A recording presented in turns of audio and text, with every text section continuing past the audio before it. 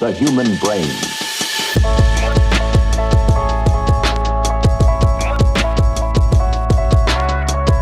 The center of human intelligence.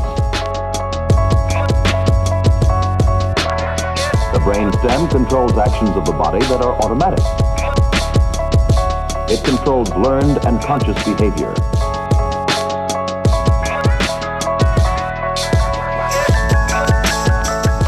These transmit impulses from the nerve cells throughout the brain and out to the rest of the nervous system.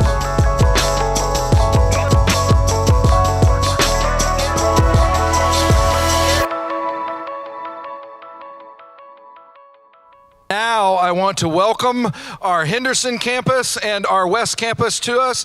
And this coming Saturday and Sunday, if you didn't get that, let's just say it again. We're doing the Mind Project production. And remember, we do these designed to reach people who are far from God in your life and in my life. And I challenged you guys last week to be thinking of names and praying that God would open a door to extend an invitation. And I'm really, really excited about this because I had 3 different names of people in my life that I was thinking about asking. And I was praying, God, open up a door. And just this morning, God opened a door to extend an invitation, and they act like they were really genuinely interested and may be here next week on Saturday and Sunday morning, okay, at our East Campus. Get that.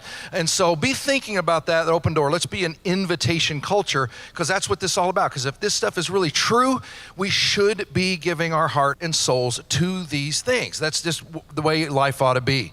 Well, that question every now and then we need to back up on. We teach out of the Bible every single week, and we worship and we do all these things. But every now and then we need to back up and ask, why do we believe this stuff? And that's what we're doing during the Mind Project. And for today, I'm proud to announce that we have one of the foremost authorities on the history of the resurrection and the reliability of the New Testament, I believe, in the world. And he was gracious enough to come and be with us. His name is Dr. Michael Licona, and he has his PhD from the University of Pretoria in South Africa.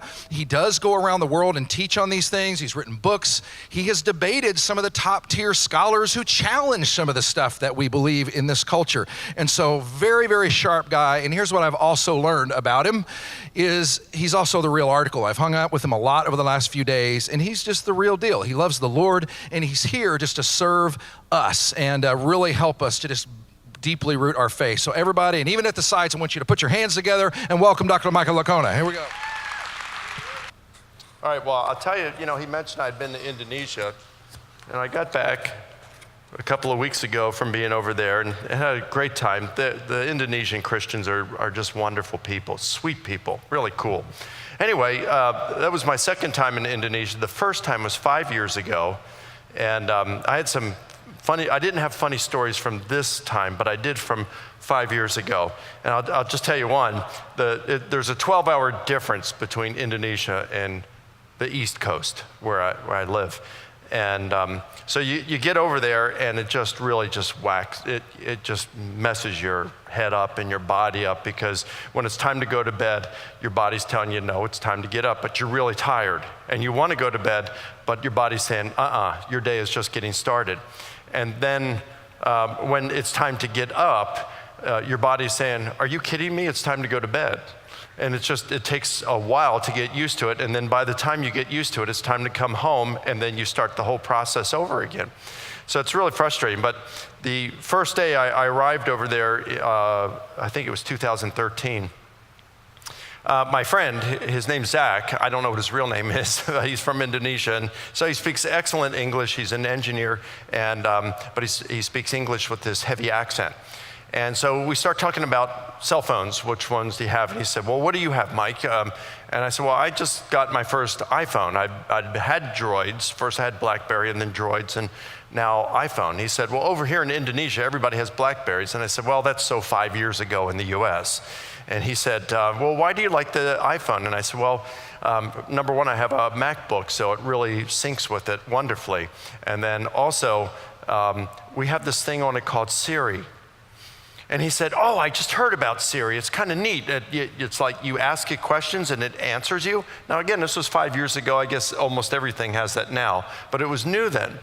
And I said, yeah. And he said, well, would you show it to me? I said, sure. So I pushed the button and I said, what's the population of Jakarta, Indonesia? And it said, well, the population of Jakarta, Indonesia is 12 million. He said, wow, that's pretty neat. Do it again. I said, all right, he's like this kid. I mean, this guy's like 50 some years old, and it's just really cool. And so I did it a couple more times. He says, well, can I try it? And I said, sure. He says, will it understand me? And I said, well, I didn't have to train it. It's not like Dragon Naturally Speaking where you have to train this voice recognition software. It just understood me right away. But I don't know, you got a kind of heavy accent. I don't know how it would respond. And he says, well, let me try. So I handed him the phone, and he pushed the button, and he said, what's the population of Makassar, Indonesia? It's a heavy accent. And there was this long pause. And then it said, calling Donald Trump. So that's pretty cool. Anyway, we had a great time over there, and just great people. So we're going to talk this morning about, should we trust the Bible?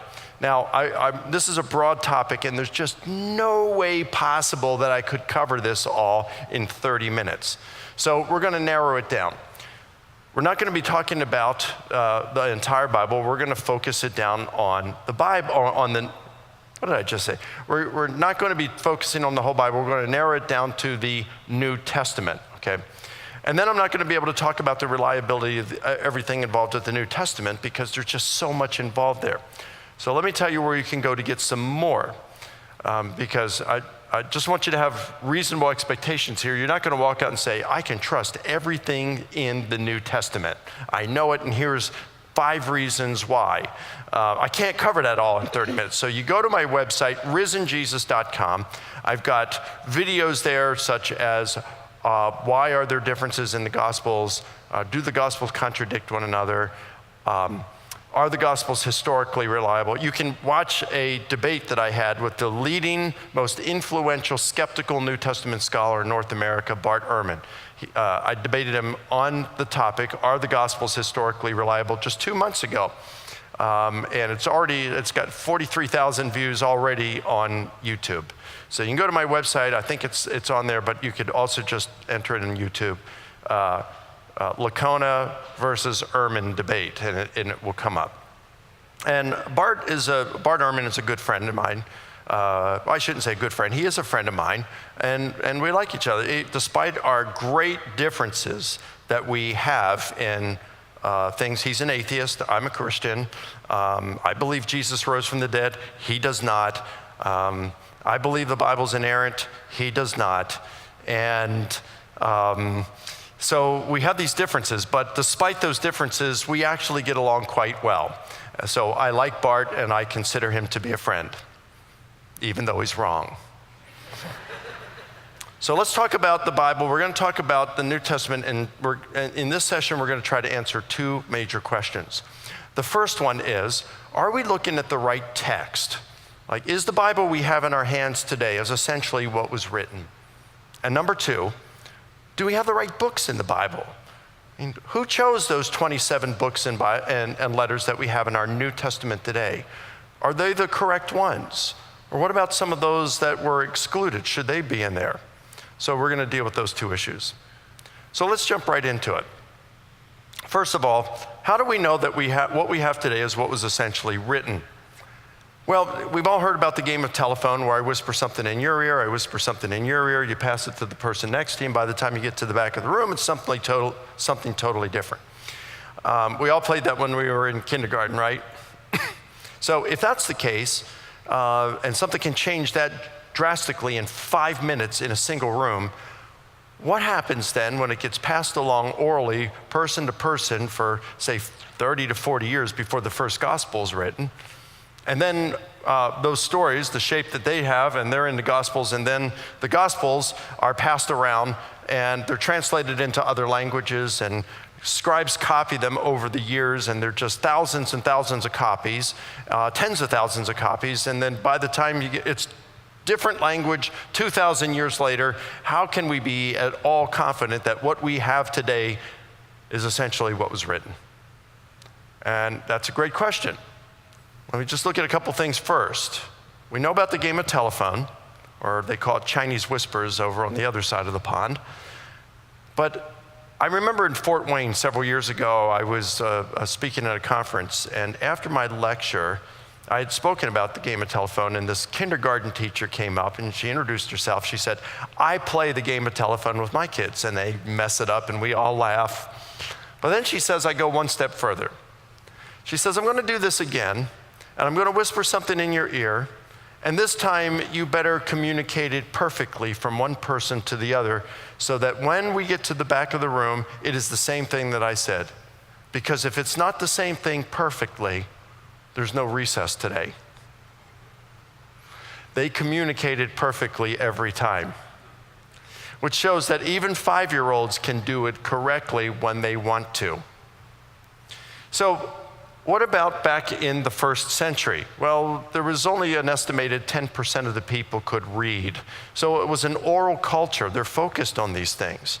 And just as 5-year-olds can get it right when they want to have recess, we're talking about adults now who have this entrusted to them, the greatest news that they could think of. They're living under the iron fist of Rome. Life is brutal back then. They estimate that maybe a third of everyone living in the Roman Empire were slaves. So, I mean, it was brutal. People were taxed almost, the large majority of people lived beneath the poverty level. So it was tough. A lot of injustices were done, and so, and they were never accounted for. No one was held accountable for them. The rich and the elite got away with a lot of things. So what we had back then is people wanted hope, and they hear the hope through Jesus Christ, and they were willing to suffer. They were willing to die for that message. So you think they're just going to be so flexible with it and communicate it any way they want and invent a lot of things? Probably not. And then you had the fact that when, back then, in different schools, whether it's philosophical schools or the rabbinic schools, they had ways of taking the traditions that were to be passed along to others and packaging them in formats that made them easy to remember and to pass along to others. So they would do what were called chiasms, like an ABCBA format, or they would do parallelism, long, short, and all kinds of different ways. We wouldn't do it today, but all kinds of ways that they would do back then to help them recall things and to help things stay in the proper format. And I wish I could get into it, but we could see these kinds of things play out, even in the New Testament literature. I mean, one example would be compare the Eucharist sayings of Jesus, what Jesus said at the Last Supper in 1 Corinthians chapter 11 and Luke, in Luke's gospel. And it's virtually word for word, even though Luke's gospel was written anywhere between 5 and 35 years later. Virtually word for word, the words of Jesus there. So it's pretty cool. Now, when we talk about analogies, like the game of telephone, you could say, okay, it gets corrupted over time. But analogies just simply illustrate what point you're trying to make. It doesn't prove that point. So the game of telephone doesn't actually prove the point that the stories were corrupted over time. It's kind of like saying, you've heard it, minds are like parachutes. They only work when open, right? Well, that's a true statement, of course, but it doesn't mean it's true just because that's a nice analogy. You could also say minds are like submarines. They only work when closed. But it doesn't show that that's the case. Now, I could give another analogy that makes sense too, and that would be the martial arts. How many of you have had some training in the martial arts? Okay, I'm sure quite a few of you, but okay. So I had training in martial arts years ago. And one of the first things you do after you get some basic training and learn some blocks, punches, and kicks is you learn patterns, or they could be called forms, katas, hyungs, whatever style you're in. And there you learn sequences to put the moves together that you've been learning. So, block, kick, punch, and then you go to the other side and you're learning all these things. So what typically happens is your instructor who's passing along to you learned it from their instructor, who learned it from their instructor, who learned it from their instructor, and it could go back hundreds and hundreds of years. I learned the martial art of Taekwondo, and I learned from two great instructors. One ended up being one of the Olympic coaches for the US Taekwondo team one year, and the other was this guy, Master Un Sun Ki. And he was an 8th degree black belt, and he studied under General Che Han-hee, the founder of Taekwondo. So you have General Che, who founds and comes up with this art around 1955, and he trains it to Master Un, who learns it, and then around the year 1985, he gives me these forms. And the forms that he's given to me are things that he learned exactly from his founder, the founder of the art. And you wouldn't change these along the way. It's discipline, it's tradition that's valued. Well, it's kind of interesting. This is a neat analogy because Paul says in 1 Corinthians 15, he tells the Corinthian church, he says, I delivered to you what I had also received. And he received these from the Jerusalem apostles. Now, the apostles come up with this probably shortly after Jesus' crucifixion, and Jesus rose probably either in 30 or 33, let's just say 30. And then Paul is writing to the Corinthian church in the year 55, and he said, I delivered these to you when I founded the church in 51. So he delivered it to them in 51, what he had received. He had received it from those who had been eyewitnesses. So, I mean, we're talking within 25 years, I was receiving those forms in the same way about 30 years later, almost the same length of time. And so it's very short, pretty cool stuff. Now, so that's so much for the oral tradition. What about the written, once it makes it into the Gospels and the New Testament literature? How do we know that we have today what was originally written? Let's look at the basis for our biblical text, the manuscripts. When we come to the New Testament was originally written in Greek. And although we've got lots and lots and tens of thousands of manuscripts, we have 5,843 manuscripts, Greek manuscripts, ancient Greek. Now, we keep adding to these, we keep discovering new ones. In fact, a few years ago, they found a Greek manuscript, a fragment of the Gospel of Mark, that initially was dated to the end of the 1st century. It's still, the jury is still out on when it was composed, but if it was the end of the 1st century as initially believed, well, that will be the oldest manuscript we have of something from the New Testament. We don't know exactly when Mark was written, somewhere between 50 and 70 perhaps. And so if we have something toward the end of the 1st century, wow, that's within 50 years, even perhaps much less. That's pretty cool. But we have 5,843 Greek manuscripts. We had about 5,000 when I was in grad school back in the 80s, and now we're approaching 6,000. We have more than 25,000 ancient manuscripts in other languages and of the New Testament. And then we have more than 1 million quotations and allusions to verses in the New Testament that's found in the early church fathers. So we have a lot to work with.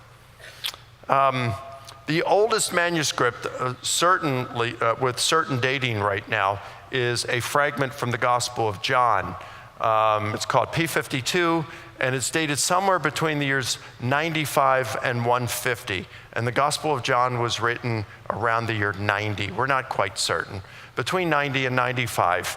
Now, in real life, this fragment from the Gospel of John is about the size of a credit card. So sometimes these fragments, these manuscripts we have, are just tiny little pieces.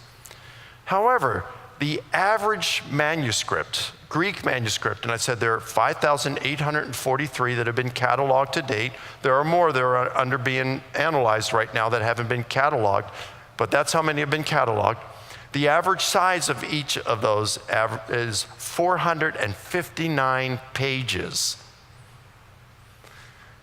The number of Greek manuscripts of the New Testament we have dated within the first 1,000 years of the church we have about 600. And our oldest Greek one, I said 5 to 60 years, so that's a misprint up there that I have. 5 to 60 years, which is pretty remarkable. Now, maybe you're saying, well, how good is that? I mean, those are interesting figures, but can we put that in context? Yeah, we can.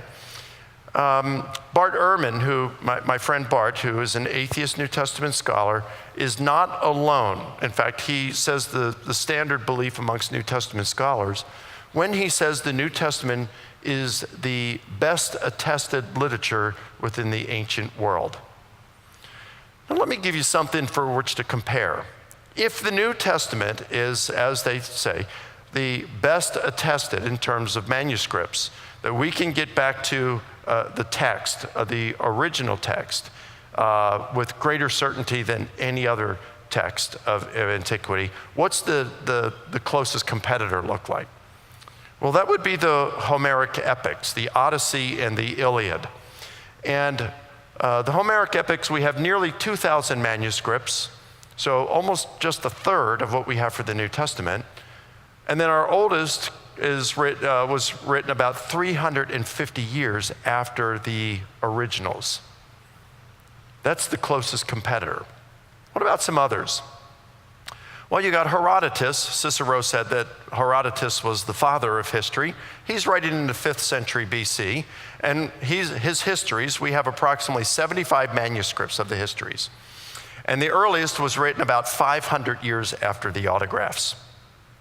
Thucydides, he was one of the most highly revered historians of the ancient world. And by the way, some of you are going to have kids someday. You're going to be looking at names to give to your sons. Just remember some of these names. Herodotus, Thucydides. Let's bring some of these great names back. What do you say? Well, for Thucydides, he was so revered that many historians in training were trying to emulate his style. Even in the day of Jesus and in the centuries immediately after, they highly revered Thucydides. He was the most popular historian. Yet for his history of the Peloponnesian War that has survived, we only have 20 manuscripts. That's it, 20. Our earliest, just 2 small fragments that date about 500 years after the originals, and our first substantial manuscript was written more than 1,300 years later.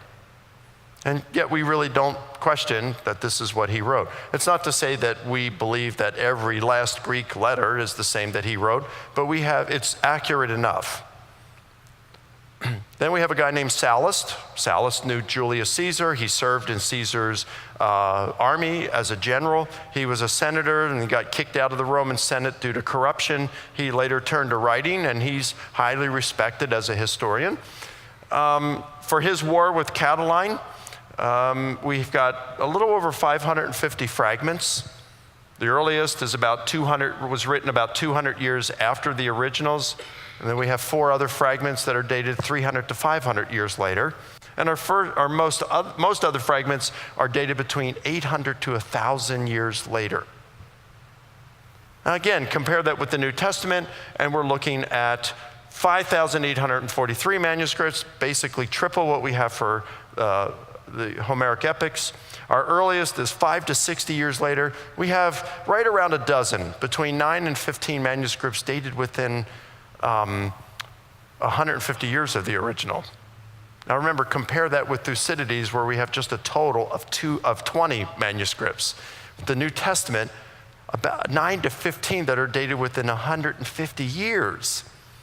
And our first substantial manuscript, 250 to 300 years later. That's why the New Testament is the best attested literature of the ancient world. Now, of course, that doesn't mean it's true. It just means it's the best attested, and that we are able to get back to the original text with greater certainty than we can with others. Now, when you have that many manuscripts, like if we only had 1 manuscript, there would be no variance, right? But because we have so many, even 1 million quotations and allusions, well, you're going to have variance. There's paraphrasing going on. There's going to be scribal errors. And so the challenge is to get back what the autographs said. And so scholars look at various principles, such as, well, we're going to take the most awkward reading, because it would be the tendency of scribes to take an awkward reading and smooth it out. Or it would be their tendency to take a reading that may be a Mark that differs from Matthew and to harmonize the two in another reading. or things like that. So they would take these kinds of things, maybe the shorter reading is to be preferred over the longer one, and they take these kind of principles and they're able to work with the manuscripts and judge which ones are the more important, the better ones, the older ones, and come up with a text which is pretty pure to what the original said. Now, there are a few occasions in the New Testament in which we just don't know what the original said. Let me show you one of the example. And this comes from 1 John chapter 1, verse 4. And some of the manuscripts, the real good manuscripts, say, "We are writing these things in order that our joy may be full." Other really good manuscripts say, "We are writing these things in order that your joy may be full." The difference in Greek words is one letter, hemon or humon. And you can see the difference would be like what looks like our English letter N versus the English letter U. And you think, wow, if that scribe had been a little careless, or maybe there's a little smudge in there because of some sweat or water smudged it, or they just weren't real careful with their orthography and the way they wrote it, it'd be easy to confuse the two. So we really don't know which one the original said. It was one of these two, we just don't know which one. But it really doesn't change anything, does it? It does change the meaning a little bit, but it doesn't impact how we live our faith. When you go through all this, you say, how accurate a text can we get? Well, Dan Wallace at Dallas Theological Seminary is one of the leading experts in the world on this, and he looks at all of these and he says, when the process of textual criticism, we go through all of that, the percentage of instances where the reading is uncertain and a well-attested alternate reading could change the meaning of the verse, what percentage are we looking at of all that we find in the New Testament? 1/4%. That means we're looking at 99.75% accuracy to what the original said. That's pretty good, isn't it? Now, that leads to the question, why all the different translations? If we can be certain of the original text, why do we have all these English translations? And that's a good question. The reason is because the different translations have different objectives. It's the purpose behind the translation. So for example, you have literal translations like the King James Version, New American Standard Bible, the Revised Standard, New Revised Standard Version, and the English Standard Version. And these try to be a literal translation to stay as close word for word. You can't be totally word for word. Anybody who's even remotely familiar with another language knows that the grammar is different, and you just can't do word for word. But as close to you can do it as possible, literal translations. And then you have what are called dynamic translations, like the New International Version, the New Living Translation. And what these are dynamic translations aren't so much concerned with word for word. Yeah, they try to stay that, but they're more concerned with like a thought for thought. Let's communicate what it's really saying here and make it clear, and we want readability. And then there are optimal equivalent translations, like the Holman Christian Standard Bible, that's now called the Christian Standard Bible. It's put out by the Southern Baptist Convention. I think they stand to the Christian Standard Bible because you could take the HCSB, instead of saying Holman Christian Standard Bible, you could call it the Hardcore Southern Baptist Bible, So, and then there's the Net Bible, the New English Translation. These optimal equivalent translations are like hybrids between literal and dynamic. So they try to follow literal as much as possible, but there are occasions when they say, a dynamic equivalent or a dynamic translation here would be more appropriate. It would make more sense and communicate the thought clearly, and so they use that instead. And these are excellent translations. You have paraphrases. They don't care at all about word for word. Their only purpose is clarity of thought. And then you have the New World Translation of the Jehovah's Witnesses, and its purpose is to deceive the naive. And it is really just a terrible translation. Anyone who knows Greek can read this thing. If you just have 1 year, maybe 2 years of Greek, you can read it and compare it with the Greek. And what? What are they doing here? That's wrong. Nope, that's wrong. and they do these things because they've got their theological concepts in mind, and they just force the Greek translation to say what their theology is, rather than translating from the Greek and developing their theology from that. In fact, when the Jehovah's Witnesses come to my door, I like to have fun with them. And they usually say things like, well, you know, the New World Translation, scholars say that it's the most accurate translation that there is. Well, I know better than that. And so I'll say, well, can you name a few of those scholars? And of course, what? No one's ever asked us for that before. Well, can you just name one? No, I don't know of any. Well, I got my PhD in New Testament studies. I'm a member of the Society of Biblical Literature. We got about 10,000 scholars in that and grad students. A lot of us study the Greek in there, and I have not heard the first one of them say that the New World Translation is a good translation. In fact, many of us just mock it. All you have to do is take 1 or 2 years of biblical Greek, and you'll see for yourself. I challenge you to do that. You don't have to trust me, I tell the Jehovah's Witness. So you don't have to trust me. Just go anywhere you want, study 1 to 2 years of biblical Greek, and then read the Greek New Testament for yourself and compare it with your New World Translation, and you'll see what a lousy translation it is, and you'll wonder if the people who were involved in the translation knew the first lick of Greek. That leads us then to our second thing, and that is, how did the New Testament become compiled into one volume? We can see that the New Testament that we have today is essentially, we can have a high degree of confidence that this is what was originally written. You say, which English translation is the best?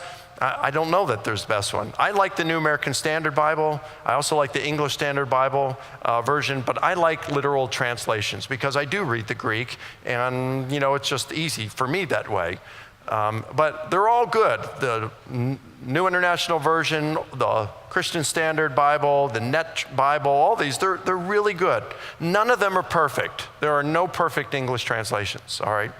And if you want, you can read a couple of English translations and consult them. None of them are perfect, but they're all pretty good, except the New World Translation. So how did they become compiled into a single volume? Well, first of all, we start off with looking at the New Testament literature. We can see that early or later on in the first century, and then later on, even after that, the early Christians were regarding certain things as authoritative. So the Gospel of Luke is referred to as Scripture in 1 Timothy. We have Paul's letters that are referred to as Scripture in Peter's letters. So what that tells us is here we are in the first century, and we have Christians referring to some of the other writings that we have today in the New Testament as authoritative, as inspired. Around the year 125, we got a guy named Polycarp. There's another name for you guys to remember for possibly a son. Polycarp was a disciple of the Apostle John. Polycarp quotes from Ephesians in our New Testament. He quotes from it twice and refers to it as being part of the sacred scriptures. Now that's pretty interesting. A disciple of the Apostle John quotes from Ephesians and refers to it as sacred scripture. Wow. Justin, in the middle of the 2nd century, he was later martyred, so we refer to him as Justin Martyr. And he quotes the gospel several times, and he refers to these as the memoirs of the apostles, or just simply the memoirs for short. And then you have Irenaeus. In the year 180, around that time, he refers to the fourfold form of gospel. And therefore, we can see around that time there were 4 gospels that were being recognized. And he does name them later on as Matthew, Mark, Luke, and John. So what were the criteria for canonicity? How did they make it? What decisions, what qualified them? Well, nobody really comes out and tells us in antiquity, but we can infer it through the books and letters that they chose. So was it written by an apostle or a colleague of an apostle? Like Mark, the Gospel of Mark was not an apostle. Luke was not an apostle, but Luke was a colleague of the Apostle Paul. Mark knew the Apostle Peter, who was his primary source. Was it orthodox? We don't want to argue in a circle, say, what was there is orthodox and everything else was excluded. But what they would do is they would take the literature that they knew had been written by an apostle. It had apostolic authority behind it, and you take that as orthodox, and then anything else that was against that would not have been apostolic. So you decide, you know back then, and they're in a better position back then than us 2,000 years later. They knew it was apostolic, and they compared what was the other things, and if it didn't agree, then it was unorthodox and it was excluded. Was it relevant? And did it have widespread and long-standing usage? These seem to be the 4 criteria that if it met those criteria, it was included later on. But that doesn't mean that there wasn't a lot of debating that took place. First of all, there were lists, and this was Christian literature considered authoritative and allowed to be read in worship services. So for example, around the year 200, the Gospel of Peter was being read in worship services, and so I think it was Antioch and so Bishop Serapion, they asked him, is this okay? And he looked into it and he says, no, Peter did not write this, and so this should not be allowed to be read in the worship of the church. So they had these lists, and this is kind of how they looked. First, we have Eusebius of Caesarea, and Eusebius was the first church historian. And he was there at the Council of Nicaea. And what's interesting, so he knew what was going on, and the whole thing about the Council of Nicaea was not over which books to accept and which to exclude. That's Da Vinci Code. All right? And I loved it when the Da Vinci Code came out. People were saying, well, the Da Vinci Code says this, and they determined which books were going to be in the New Testament in the 4th century. So, well, that's interesting. I mean, you're getting that from a novel, right? A novel. If you read Eusebius, who was actually there, he said that they debated solely on the nature of Jesus. Was Jesus God incarnate, or was he made God later on? That's what they debated over. It was nothing over which books of the New Testament to include. Stop reading fiction and basing your views on that. So Eusebius was there, but he says even before that, that's when they were debating these things. And they were saying, okay, here are the recognized ones. There were 22 that he said the church recognized. You had the 4 Gospels, the book of Acts, you got 13 of Paul's letters. You'll see in a moment why I have them divided 10 and 3. 13 of Paul's letters, Hebrews, 1 John, 1 Peter, and Revelation. These were not disputed. But then there were some that were disputed. They were doubtful. James, Jude, 2 Peter, 2 and 3 John. The church was excluding those at that point. And then you have Cyril of Jerusalem about 30 years later, 25 years later, and he says there were 26 that were recognized. So now we went from like 22 to 26. And all of the ones we have in the New Testament today except Revelation, they said John did not write Revelation, we're not including that in the New Testament. And then you've got the Laodicea Synod a little bit later, and they recognized the same 26, and they said, yep, it's correct, we're not going to include Revelation. John did not write that. And then you have Athanasius around the year 367, and he's the first one that says at that point, the church was recognizing these 27, including Revelation, as authoritative and in the canon. And then you've got Gregory of Nazianzus in 390, yep, same 27. And then you have the African canons, 393 to 419, same 27. And then you've got the Jerome around in 394, same 27. Seems to they're agreeing here. And then you've got Augustine or Augustine. We don't know what was the proper pronunciation back then, so either is fine. And he recognized the 27. And then you've got the Carthage Synod in 397, and he said, well, we're thinking about it more and we don't like Revelation. That wasn't written by John. But then they came back in 419 and they said, well, we've reconsidered this and we're going to include Revelation. We do think it was written by John after all. I think what's really cool here is to recognize that these guys weren't just uncritical and saying, let's get these, let's not. They were debating these things very carefully. They didn't want to be credulous and say, oh, let's just take this. They were really serious about this. and really thinking through it. And then later on, they just kept doing the 27, and then you had other councils that got together and they agreed on the 27, continue even to this day for the most part. Was Hebrews one of Paul's letters? This was sharply debated in antiquity, and some said yes, some said no, and even Origen, an early church father, he said, who wrote the letter of Hebrews? In truth, God knows. And even today, scholars disagree. Almost everyone is in agreement that Paul did not write it. Some think it was Barnabas, some think it was Apollos, some think it was Luke, some think it was Lazarus. We just don't know. We really don't know. We can take guesses, but that's all that we can do. And finally, maybe this will help you see what we're looking at in terms of which letters and books got included and which were debated and so forth. So we have Matthew, Mark, Luke, and John, Acts, 10 of Paul's letters, not all 13 that we have in the New Testament, but 10, 1 John and 1 Peter, these were never disputed. These were always accepted. The ones that were disputed but later accepted, we have Hebrews, James, 2 Peter, Jude, 2 and 3 John, Revelation, and then 3 of Paul's letters. And those are what are called the pastoral letters, 1 and 2 Timothy and Titus. So they were doubted for a while, but later included. So these are the 27 that we have today. And then these were debated sometimes they were included, but eventually they would be excluded.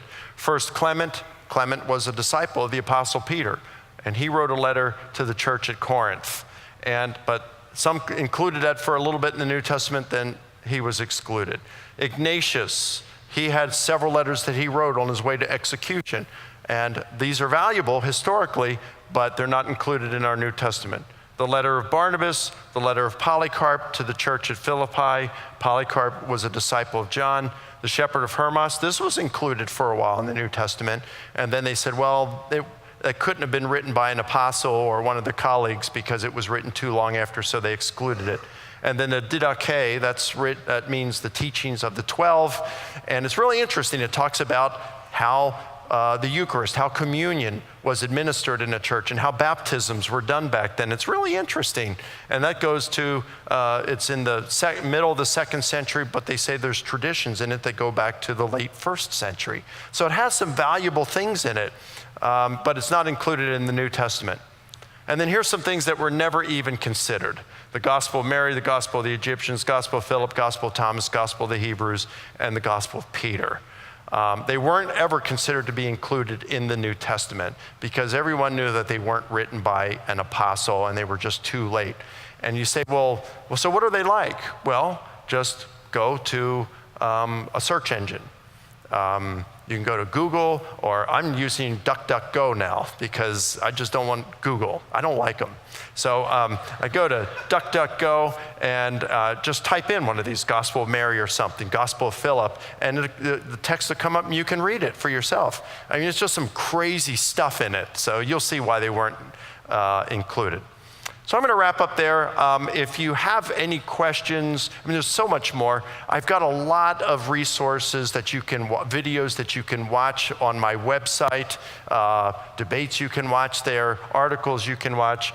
My website, go ahead, next one, is risenjesus.com.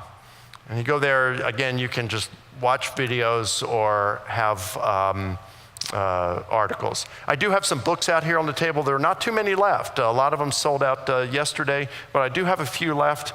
And you need the knowledge and I need the money, so go buy them, okay?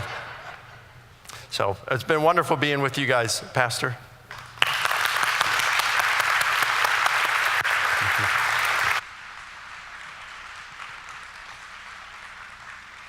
I love that. You need the knowledge, I need the money. What a great line. That's a great thing to remember.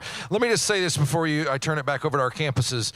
Why did we go into all that? I'm going to give you 2 reasons. Number 1, because you live in a society and a culture where those kinds of things are attacked on a very sophisticated level, very popular level, and very accessible level through Netflix and online and all those kinds of things. His friend Bart has written things that will challenge your faith, and you need to be aware of these things. The second is because we have a mission, and we want to be a place where people who are encountering these things really can know that we're aware of them, and we want to have intelligent conversations about them. And that's what we're going to do next week. Do not forget that we're going to be at East next week on Saturday night and Sunday morning. I'm going to kick things back to your campus so you can have a word of prayer at this time.